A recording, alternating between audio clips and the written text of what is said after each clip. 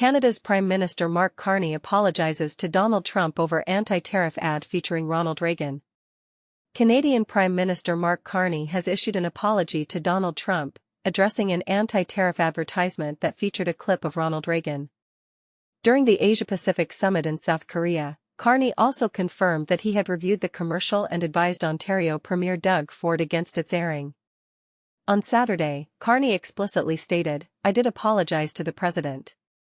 This acknowledgement followed comments made by Trump on Friday, confirming the private conversation that took place at a dinner hosted by South Korea's president on Wednesday. Carney further elaborated, "I told Doug Ford the first did not want to proceed with the ad." The contentious commercial, commissioned by Ford, included a quote from former Republican President Ronald Reagan, who stated that tariffs lead to trade wars and economic turmoil. Trump characterized the advert as misleading, prompting a series of actions.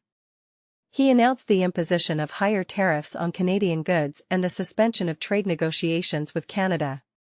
In a post on Truth Social, Trump wrote, "Due to their misrepresentation of facts and hostile actions, I am increasing the tariff on Canada by 10% beyond their current rates." This led to the Ontario Premier's decision to withdraw the ad. On Friday, Trump expressed his dissatisfaction with the advertisement but also accepted Carney's apology. He stated, "I appreciate him, Carney, but what they did was incorrect." Trump clarified that the commercial was misleading and that the U.S. and Canada would not resume trade talks. Premier Ford has been an outspoken critic of the Trump administration's tariffs and trade policies, which have negatively impacted Ontario's automotive and steel industries. The controversial ad, produced by the Ontario government, featured Reagan criticizing tariffs on foreign goods, claiming they result in job losses and trade conflicts.